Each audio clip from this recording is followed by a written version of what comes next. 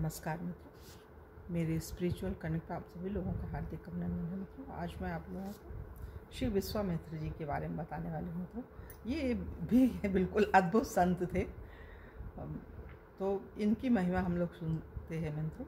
और एक अनुरोध है मित्रों आप लोगों से, यदि आप लोगों ने मेरे स्पिरिचुअल कनेक्ट को सब्सक्राइब ना किया हो तो सब्सक्राइब कर लीजिए और ज़्यादा से ज़्यादा लोगों को शेयर भी कीजिए मित्रों। तो चलिए हम लोग शुरू करते हैं श्री विश्वामित्र जी के बारे में। महर्षि विश्वामित्र जी के समान सतत लगन के पुरुषार्थी ऋषि शायद ही कोई और हो। इसको पुनः सुनिए मित्रों।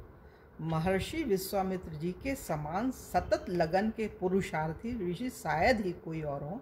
इन्होंने अपने पुरुषार्थ से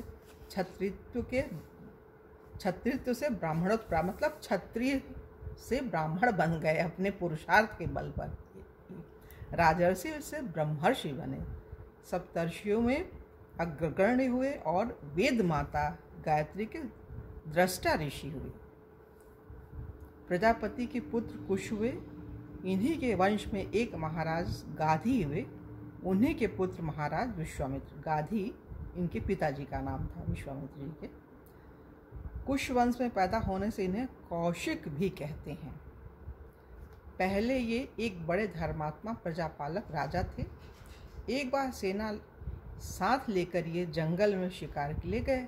वहाँ पर ये भगवान वशिष्ठ के आश्रम पर पहुँचे। भगवान वशिष्ठ ने इनकी कुशल क्षेम पूछी और सेना सहित आतिथ्य सत्कार स्वीकार करने की प्रार्थना की।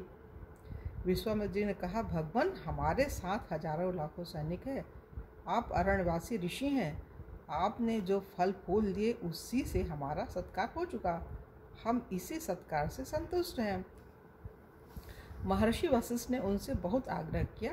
उनके आग्रह से इन्होंने सेना सहित आतिथ्य ग्रहण करने की स्वीकृति दे दी। वशिष्ठ जी ने अपने योग बल से कामधेनु की सहायता से समस्त सैनिकों को भांति भांति के पदार्थों से खूब ही संतुष्ट किया।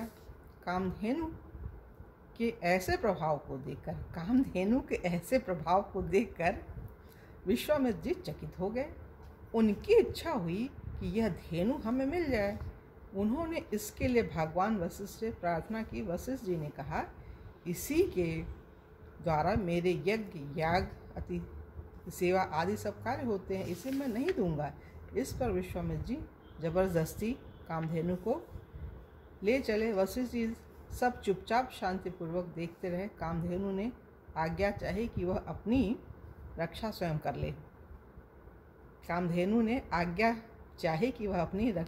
कर ले। तब उन्होंने स्वीकृति दे दी। कामधेनु ने अपने प्रभाव से लाखों सैनिक पैदा किए। विश्वामित्र जी की सेना भाग गई। वे पराजित हो गए। इससे उन्हें बड़ी ग्लानि हुई। उन्होंने कहा, क्षत्रिय बल शारीरिक बल को धिक्कार है, ब्रह्म बल ही सच्चा बल है।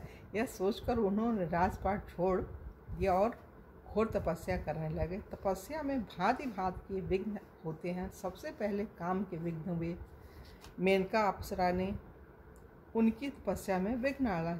जब उन्हें होश हुआ तो पश्चाताप करते हुए फिर जंगल में चले गए।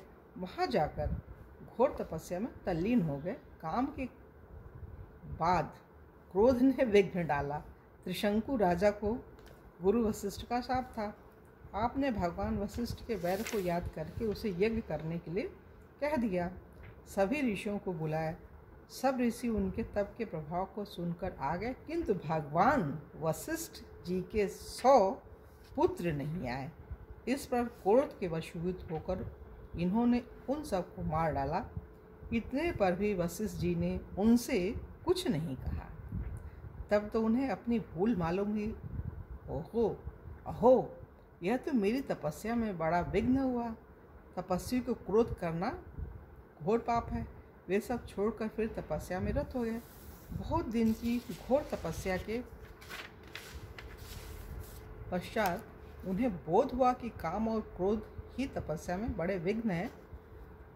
जिन्होंने काम क्रोध को जीत लिया वही ब्रह्मर्षि है, वही महर्षि है, उसे ही सच्चा ज्ञान है। मैंने भगवान वशिष्ठ का कितना अनिष्ट किया। उनकी कामधेनु को भी जबरदस्ती लेने गया, तब भी वे चुप रहे। उनके पुत्रों को मार दिया तब भी वे कुछ नहीं बोले। मुझ में यही दोष है, मैं भी वैसा ही बनूंगा, अब काम क्रोध के वशीभूत न होऊंगा। ऐसा निश्चय करके वे काम क्रोध को जीतकर बड़ी तत्परता से तप करने लगे। उनके घोर तप से भगवान ब्रह्मा जी प्रसन्न हुए। वे इनके पास आकर वरदान मांगने को कहा। इन्होंने कहा, यदि आप मुझे योग्य समझें तो ब्रह्मर्षि बनने का आशीर्वाद दें और स्वयं भगवान वशिष्ठ अपने मुंह से मुझे ब्रह्मर्षि कह दें। इनकी तपस्या से वशिष्ठ जी पहले ही प्रसन्न हो चुके थे। उन्हें पता चल चुका था कि विश्वामित्र जी ने तपस्या के प्रभाव से काम क्रोध को जीत लिया है। इसलिए ब्रह्मा जी के कहने पर उन्होंने बड़े ही आदर से विश्वामित्र जी को ब्रह्मर्षि उपाधि दी, उन्हें गले से लगाया, उनके तप की, सच्ची लगन की, सतत उद्योग की प्रशंसा की और सप्तर्षियों में उन्हें स्थान दिया। उसी के प्रभाव से ये जगत पूज्य हुए। दशरथ जी के यहाँ से भगवान श्री राम जी को ले आए, उन्हें सब प्रकार की विद्याएं दी, मिथिला ले जाकर श्री सीता जी से विवाह कराया और अंत में त्रैलोक्य को कपाने वाले रावण का वध कराया। महर्षि विश्वामित्र जी का समस्त जीवन तपस्या और परोपकार में ही बीता। मित्रों, तो ये छोटा सा ही है, इनकी महिमा का तो श्री विश्वामित्र जी और भी बहुत सारे ऋषि हैं, दुर्वासा जी हैं, जमदग्नि हैं, ये सभी हैं ऋषि। मित्रों, कुछ न कुछ तो विशेषताएं सबकी हैं, तभी ये ब्रह्मर्षि हैं, ऋषि हैं। तो इनकी तो महिमा आनंद है।